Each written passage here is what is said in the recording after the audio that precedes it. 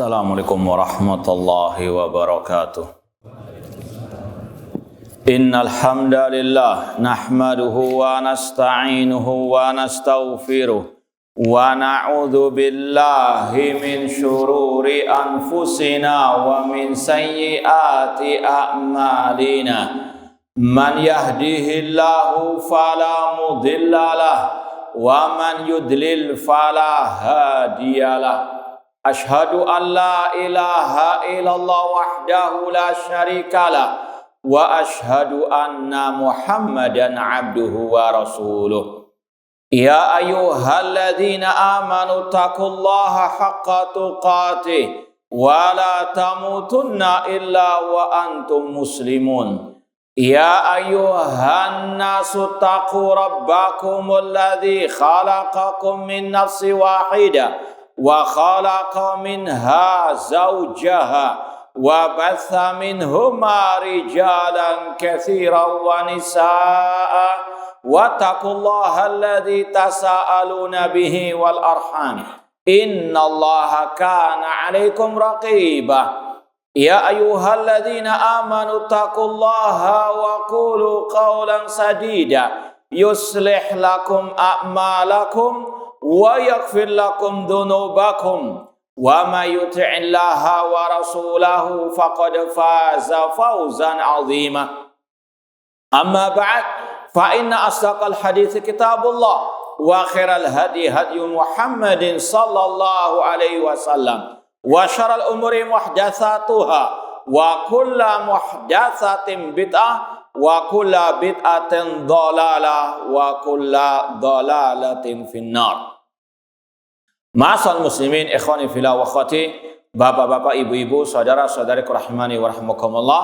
Alhamdulillah, segala puji bagi Allah Subhanahu wa taala yang mempertemukan kita kembali dalam kajian tafsir juz amma oleh Fadilatul Syekh Al-Allamah Abdurrahman bin Nasir As-Sa'di rahimahullah taala.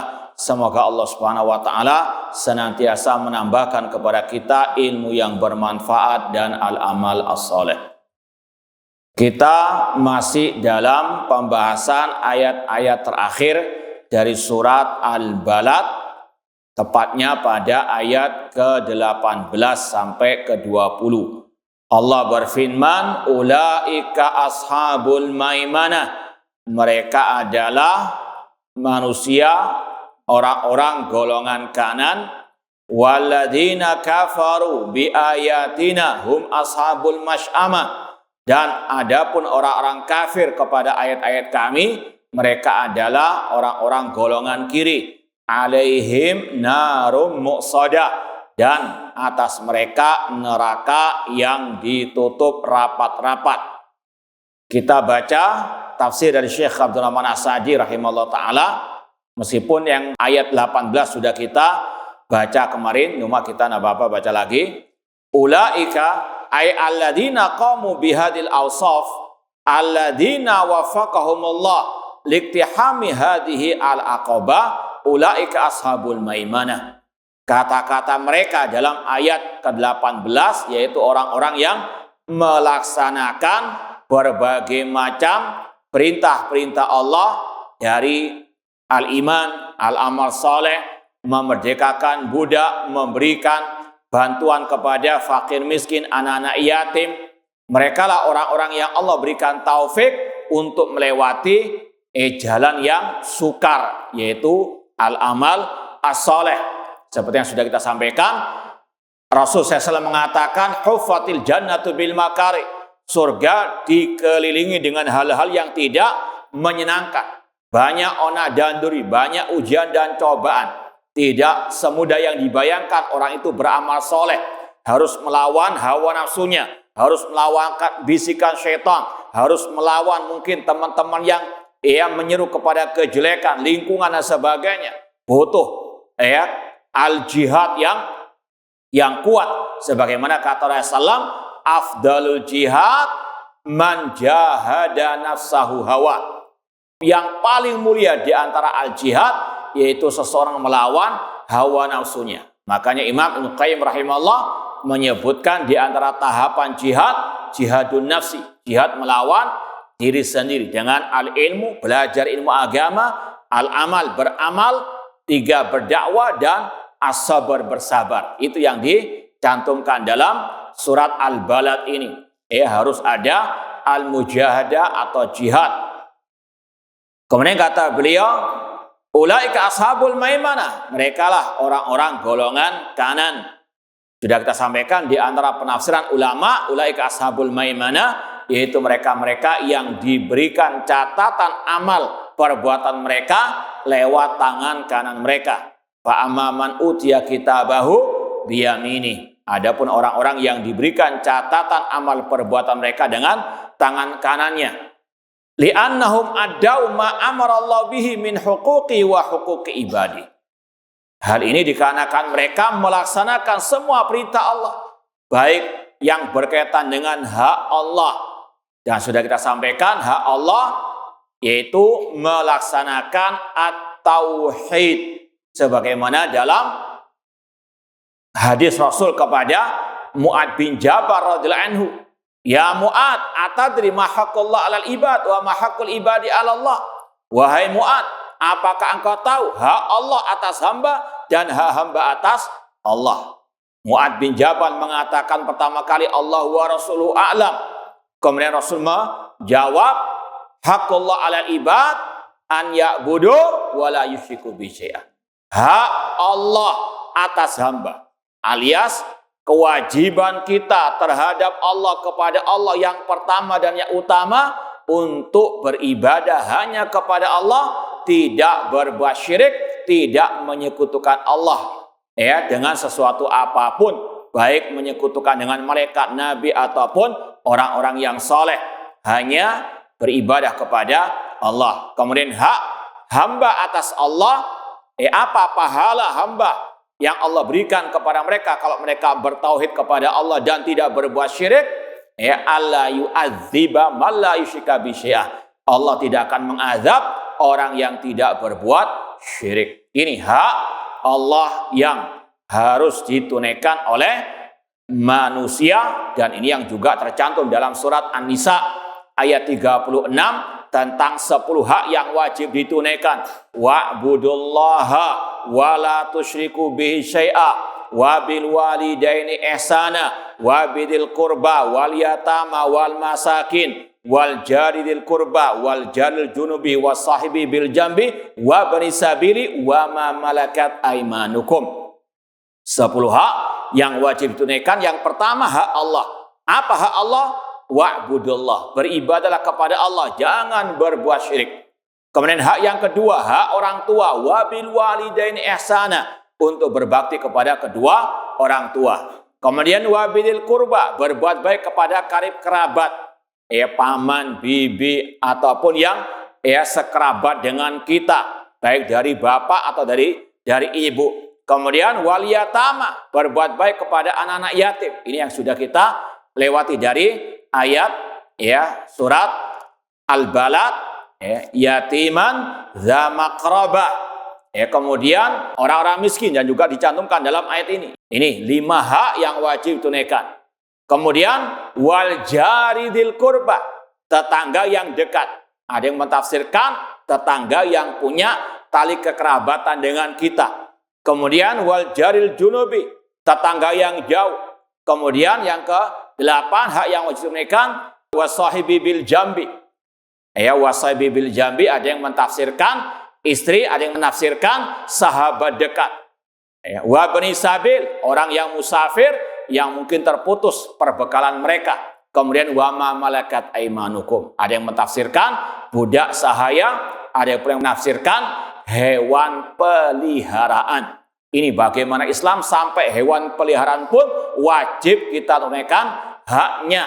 Sungguh indah. Ini al-Islam, Islam rahmatan lil alamin. Ini 10 hak. Yang pertama hak Allah, hak orang tua dan seterusnya, sampai terakhir hak binatang ternak pun wajib ditunaikan.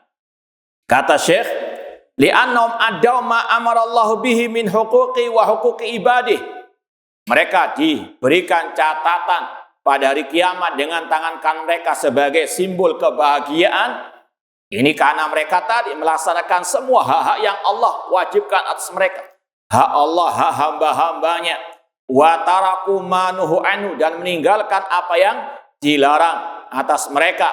Wa hadza unwanus sa'ada wa alamatuha. Inilah tanda kebahagiaan, inilah jalan kebahagiaan. Tidak ada kebahagiaan yang hakiki kecuali dengan melaksanakan 10 hak tadi. Ya, dan Allah juga berfirman dalam surat An-Nahl, man amila salihan min dzakarin aw untha wa huwa mu'minun falanuhyiyannahu hayatan thayyibah. Barang siapa yang beramal soleh dari laki-laki maupun perempuan dan dia beriman, iman wal amal soleh, at-tauhid, mengesahkan Allah dalam ibadah, beribadah hanya kepada Allah, berdoanya kepada Allah, beristighatsah, menyembelih, bernadzar hanya untuk Allah, dan beramal soleh ikhlas karena Allah dan mengikuti sunnah Rasul, maka balasannya falanuhyiyannahu hayatan thayyibah, kami berikan kehidupan yang baik. Kata Syekhul Islam Ibnu Taimiyah rahimahullah, inna fid dunyati jannatan man lam yadkhulha lam yadkhul jannatal akhirah. Kata beliau bahwasanya di dunia ini ada surganya, yaitu yang dimaksud al-iman wal amal soleh. Sesungguhnya di dunia ini ada surganya, yaitu al-iman wal amal soleh. Malam yadkhulha, barang siapa yang tidak memasuki surga di dunia ini, yaitu tadi iman wal amal soleh, lam yadkhul jannatal akhirah. Makanya para sahabat Rasul SAW, meskipun di antara mereka banyak yang fuqara, ya, tidak memiliki apapun dari urusan dunia, namun dengan iman wal amal soleh, mereka orang-orang yang paling bahagia, mereka orang-orang yang paling mulia di dunia wal akhirah. Ini kiat meraih kebahagiaan yang hakiki dengan iman wal amal soleh, dengan melaksanakan di antaranya tadi 10 hak yang Allah cantumkan dalam surat An-Nisa 36. Kemudian Allah berfirman dalam ayat selanjutnya, walladzina kafaru bi ayatina hum ashabul masy'amah, dan orang-orang yang mengkufuri ayat-ayat kami, mereka adalah orang-orang golongan kiri. Ai bi annabadu hadhil umur wa ra'adhuhurihim, mereka tidak mau melaksanakan perintah Allah, tidak mau meninggalkan larangan Allah, membuang itu semuanya di belakang punggung mereka. Falam yusaddiqu billah, tidak mau membenarkan apa yang difirmankan oleh Allah, tidak mau beriman kepada Allah. Falam yusaddiqu billah, tidak mau mengesahkan Allah dalam ibadah. Wala amanu bihi wala amilu salihan, tidak beramal saleh. Wala rahimu ibadallah, tidak merahmati hamba-hamba Allah. Contohnya seperti orang Yahudi yang membantai kaum muslimin di Palestina. Ya, mereka sudah tidak beriman kepada Allah, tidak beriman kepada Rasulullah SAW, dan juga mereka sangat kejam kepada hamba-hamba Allah, kaum muslimin. Semoga Allah membinasakan mereka ajilan ghairu ajilin, dan melawan kaum muslimin di mana saja mereka berada. Ulaika ashabul masy'amah, mereka adalah manusia golongan kiri, alaihim narum muqsadah, dan mereka pasti masuk api neraka. Ini keyakinan setiap muslim muslimah.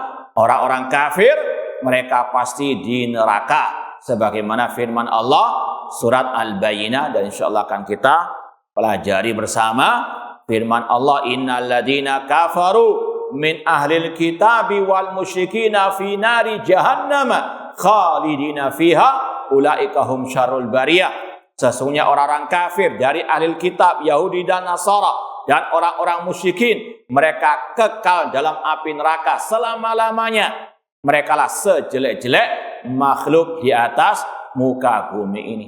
Seorang muslim harus punya keyakinan ini hukum secara umum, semua orang kafir, semua orang musyrikin pasti di neraka. Ini adalah firman Allah yang wajib diyakini oleh setiap muslim muslimah. Meskipun perorangannya ini bedakan, kata para ulama. Si B, si C, mungkin tetangga kita orang Nasrani, atau mungkin teman kita, bahkan mungkin ada saudara kita yang non muslim. Urusan akhirat ini hukum person, ya. Hukum secara umum yakini mereka orang kafir pasti di neraka kekal selama-lamanya. Adapun si B, si C-nya, tetangga kita, sahabat kita mungkin dulunya, atau mungkin saudara kita yang non-muslim, ketika mati tidak boleh langsung divonis pasti di neraka. Kenapa demikian? Karena kita nggak tahu. Barangkali dia sudah masuk Islam. Apakah Anda 24 jam mengawasinya? Apakah Anda tahu kemana dia pergi? Dalam waktu 24 jam tadi. Barangkali dia masuk Islam, kita nggak tahu. Ya, sebagaimana Raja Najasyi di zaman Rasul. Ini seorang raja, nggak sanggup menampakkan keislamannya di hadapan keluarganya, di hadapan rakyatnya. Masuk Islam dengan sembunyi-sembunyi. Ketika mati, Rasul diberikan wahyu oleh Allah, ada saudaranya di Habasyah yang meninggal, tidak ada yang mensolati, maka beliau pun salat ghaib di kota Al-Madinah. Ini yang juga difatwakan oleh para ulama, Syekh Abdul Aziz bin Baz dan yang lainnya. Sekali lagi bedakan, menghukumi secara umum orang kafir, musyrikin, non-muslim pasti di neraka, wajib mengatakan demikian berdasarkan ayat-ayat Al-Quran di antaranya tadi surat Al-Bayyinah. Namun individunya si B, si C, karena kita nggak tahu hal yang gaib, kita nggak tahu urusan akhirat, ya sekali lagi secara individu jangan gagal paham. Maka kata para ulama, ya tidak boleh kita mengatakan pasti di neraka sebagaimana orang muslim. Ya, kita nggak bisa menvonisnya pasti masuk surga, karena kita nggak tahu hatinya. Barangkali dia masuk Islam pura-pura. Sebagaimana di zaman Rasul banyak orang munafikin. Kalau di zaman Rasul saja banyak orang-orang munafikun yang Allah ancam fil darkil asfali minan nar. Apalagi sekarang kita nggak tahu. Ya, maka urusan akhirat sebagaimana kata Imam At-Tahawi dalam Aqidah Tahawiyah, wala nunazzilu ahadan jannatan wala nara. Kita tidak boleh menvonis siapapun dari mereka masuk surga, masuk neraka, kecuali kalau ada nas khusus dari ayat ataupun dari hadis. Abu Lahab neraka pasti, tabat yada Abi Lahabin watab. Demikian pula sahabat Rasul yang dijamin masuk surga, Abu Bakar fil jannah, Umar fil jannah, Utsman fil jannah, Ali fil jannah. Ini wajib kita meyakini secara individu. Sekali lagi bedakan, menghukumi secara umum orang muslimin pasti masuk surga, kaum beriman pasti masuk surga secara hukum umum, ya. Namun individu si B, si C-nya ini sekali lagi serahkan kepada Allah. Demikian pula yang kafir tadi, secara umum wajib meyakini mereka pasti di neraka. Namun individu si B, si C-nya stop dulu. Ya, ini urusan akhirat, kita tidak tahu yang gaib kecuali kalau ada dalil khusus tentangnya. Kata Allah, ulaika ashabul mas'ama alaihim narun muqsada. Muqsada artinya mughlaqa, ancaman orang-orang kafir pasti masuk neraka. Dan mughlaqa, tertutup api neraka tersebut atas mereka fi amadin mumaddada, seperti dalam surat Al-Humazah. Dilanjutkan dengan fi amadin mumaddada, dalam tiang-tiang yang dipanjangkan. Qad muddat min waraiha li'alla tanfati abwabuha. Sangat tinggi. Mungkin penutup pintu tersebut sehingga tidak mungkin terbuka, tidak mungkin orang kafir bisa keluar dari api neraka. Hatta yakunu fi dhiqin wa hamin wa syiddah, hingga mereka dalam kesempitan, dalam kesedihan dan dalam kesusahan. Na'udzubillahi min adzabi an-nar. Bismillah. Baik, kita lanjutkan tafsir surat Asy-Syams. Allah berfirman setelah bismillahirrahmanirrahim, wasyamsi waduhaha, demi matahari dan cahayanya, wal qamari idza talaha, dan demi bulan apabila mengikutinya, mengikuti matahari, wan nahari idza jallaha, dan demi siang apabila menyinari bumi ini, walaili idza yaghshaha, dan demi malam yang menutupinya, was-samaa'i wa ma banaha, dan demi langit dan wa ma banaha, Nanti akan ada dua penafsiran, dan yang menciptakan ataupun meninggikannya, dan demi langit serta bangunannya, wal ardi wa ma tahaha, dan demi bumi dan apa yang dibentangkannya, wa nafsi wa ma sawwaha, dan demi jiwa dan apa yang disempurnakannya. Ini sementara 7 ayat dari surat Asy-Syams. Kata Syekh Abdurrahman As-Sa'di rahimahullah, aqsama ta'ala bihadil ayatil azima ala nafsil muflihati wa ghairiha minan nufusil fajirah. Allah bersumpah dengan ayat-ayat tadi. Ya, ada 7 ayat di awal surat Asy-Syams, itu semuanya adalah sumpah Allah dengan makhluk-makhluknya. Kata beliau, aqsama ta'ala bihadil ayatil azima. Allah bersumpah dengan tanda-tanda kekuasaannya yang sangat amat agung. Ini sudah kita sampaikan berulang kali dan tidak akan kita bosan-bosan mengingatkannya, bahwasanya ini adalah kekhususan Allah. Allah bersumpah dengan apa saja dari makhluknya. Allah bersumpah dengan waktu fajar wal fajar. Allah bersumpah dengan wal asr. Allah bersumpah dengan wasyamsi wa duhaha dan seterusnya. Ini hanya kekhususan Allah. Allah bersumpah dengan apa saja dari makhluknya. Adapun kita manusia, hamba Allah, tidak boleh bersumpah kecuali dengan menyebut nama Allah. Berdasarkan sabda Rasul, man kana halifan falyahlib billah aw liyasmut. Barang siapa yang mau bersumpah, hendaklah dia bersumpah dengan menyebut nama Allah. Kalau nggak bisa, lebih baik diam. Ya, kalau mau bersumpah, katakan demi Allah, demi yang menciptakan langit dan bumi misalnya. Ya, tidak boleh mengatakan demi Muhammad, demi Ka'bah. Ya, tidak boleh mengatakan antum ketika bersumpah demi langit, demi bumi. Ini syirik, kata Rasulullah SAW. Yang mengatakannya Rasulullah SAW dalam hadis yang sahih. Man halafa bi ghairillahi faqad asyraka. Barang siapa bersumpah dengan selain nama Allah, maka dia telah berbuat syirik. Ini yang sering kita sampaikan, sumpah termasuk bagian ibadah, harus diserahkan hanya kepada Allah. Iyyaka na'budu wa iyyaka nasta'in. Adapun ayat-ayat ini sekali lagi kekhususan Allah Subhanahu wa taala. Dia fa'alul lima yurid, berbuat, bersumpah dengan apa yang dia kehendaki. Dan kaidahnya Allah tidak bersumpah kecuali dengan yang sangat amat agung, yang sangat amat berharga, bermanfaat. Di antaranya ini ayat-ayat tanda-tanda kekuasaan Allah, makhluk-makhluk Allah yang sangat luar biasa, ya, besar dan manfaatnya. Di antaranya wasyams. Kata Syekh tadi, Allah bersumpah dengan ayat-ayat yang agung, ala nafsil mufliha wa ghairiha. Sudah kita sampaikan, sumpah atau redaksi sumpah dalam bahasa Arab, dalam ayat Al-Quran, itu terdiri dari berapa bagian? 3. Yang pertama adatul qasam, alat untuk bersumpah. Kalau di sini huruf wawu, wa. Ini namanya wawul qasam, wawu untuk bersumpah. Ya, tandanya apa? Ada kata benda setelahnya yang kasrah, wasyamsi. Bacanya nggak mungkin wasyamsu karena ini sumpah. Wallahi, bukan wallahu. Ini redaksi sumpah dalam bahasa Arab. Wasyamsi. Kemudian yang seterusnya ini adalah yang dijadikan sumpah oleh Allah. Al-muqsam bihi. Kemudian yang ketiga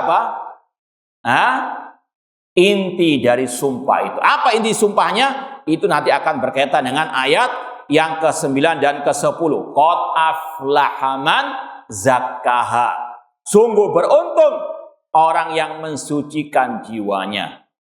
Wa qad khaba man dasaha. Dan sungguh merugi orang yang mengotori jiwanya. Jadi itu bagian sumpah dalam surat Asy-Syams. Ya, hurufnya pakai wawu, wasyamsi, waduhaha, wal qamari dan seterusnya. Kemudian tadi sumpahnya Allah bersumpah dengan matahari dan cahayanya, bulan dan yang mengikutinya dan seterusnya. Kemudian inti sumpahnya Allah bersumpah dengan mengatakan sungguh beruntung orang yang mensucikan jiwanya. Ini kata Syekh, ala nafsil muflihah. Allah bersumpah atas jiwa yang berbahagia dan yang lainnya dari jiwa yang fajira, yang jelek. Kemudian diperinci faqala wasyamsi waduhaha. Apa arti waduhaha? Kalau matahari jelas kan matahari? Nah, semua pahamkan matahari. Baik.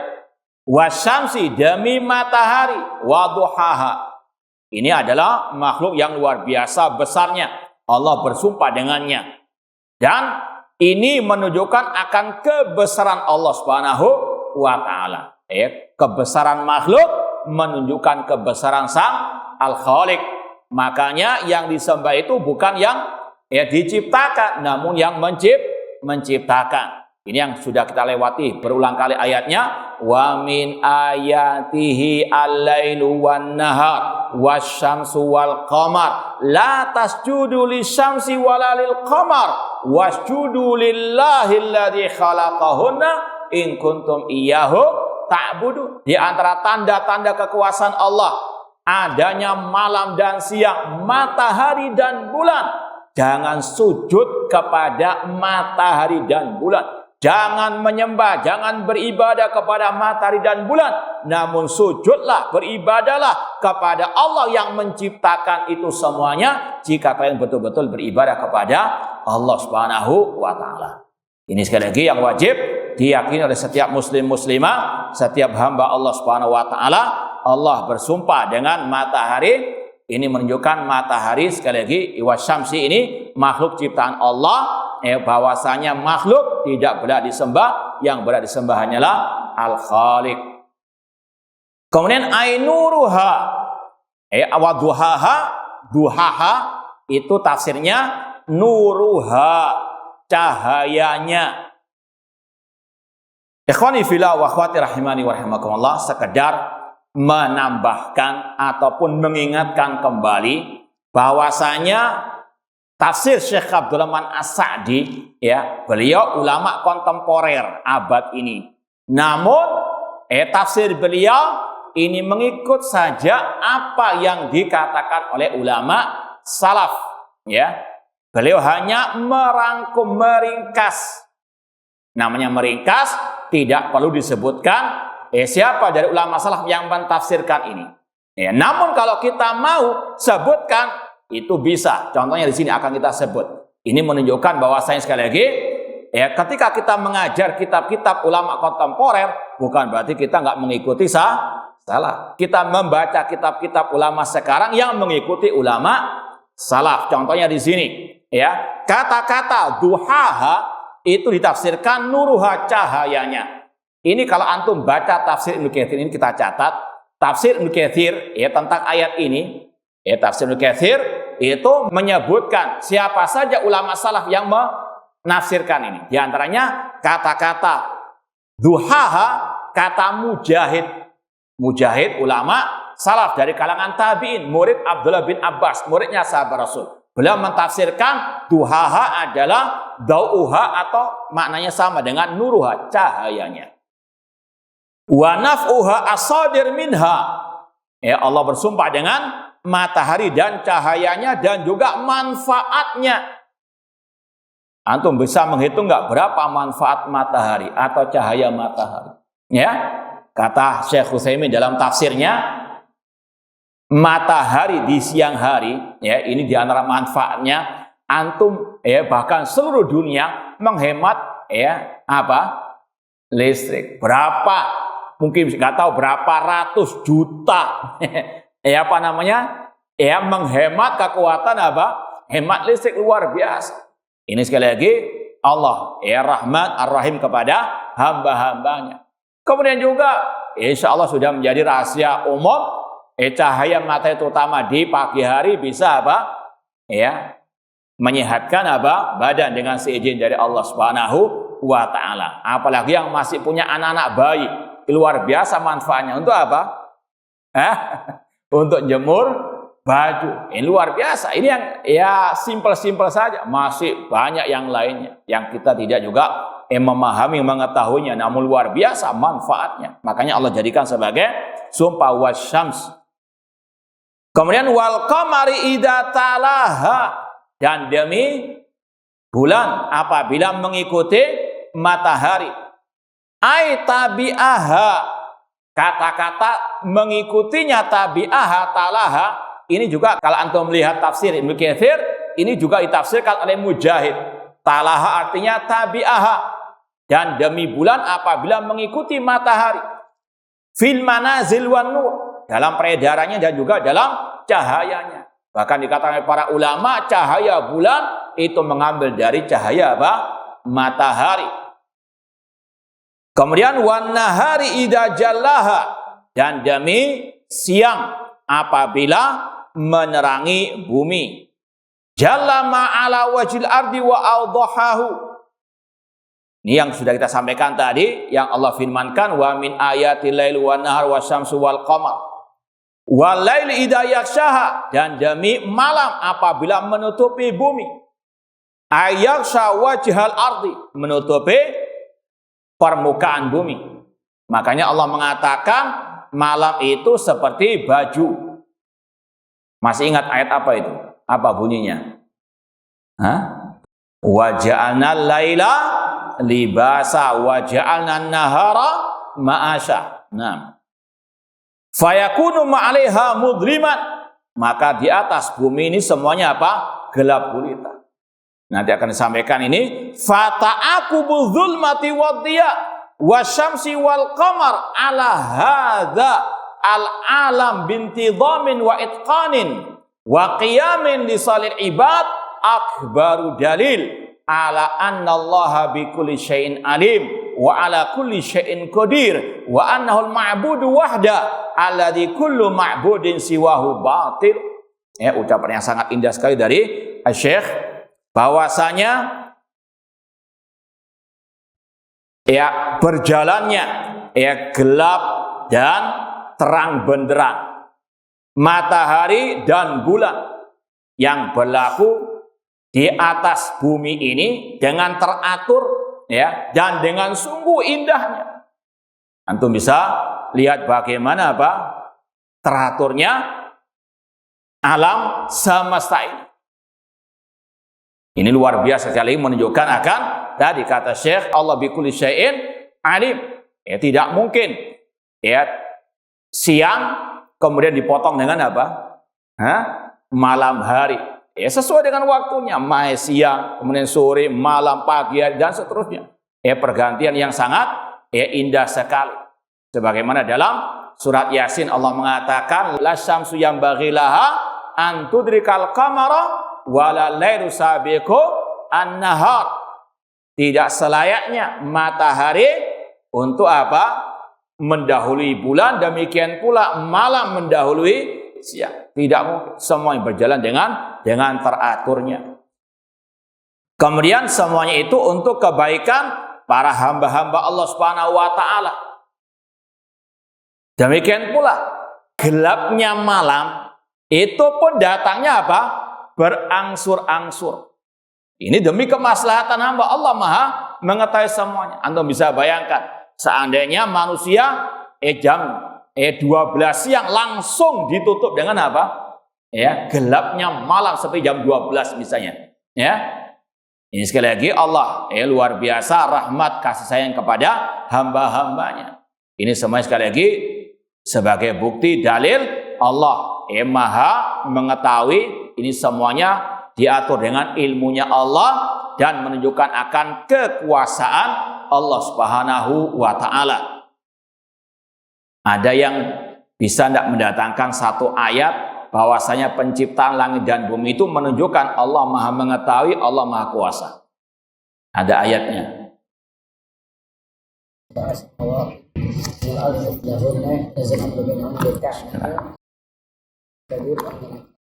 Taib ahsan, barakallahu fiik. Dalam akhir surat At-Tolak ayat yang ke-12, Allahul ladzi khalaqa sab'a samawatin wa minal ardi mislahunna. Allah yang menciptakan 7 lapis langit dan 7 lapis bumi, ya, dan apa yang di antara keduanya, dan turun darinya, ya, urusan-urusannya, lita'lamu, ya, tujuannya agar kalian mengetahui, meyakini Allah itu maha mengetahui dan Allah maha kuat atas segala sesuatu. Artinya keindahan pencipta langit dan bumi ini menunjukkan Allah itu punya sifat ilmu, Allah maha mengetahui dan Allah maha kuasa atas segala sesuatu. Ini yang kalau mau diringkas, tauhidur rububiyah yastalzimu tauhid al-asma wa sifat. Tauhid rububiyah mengharuskan tauhid asma wa sifat.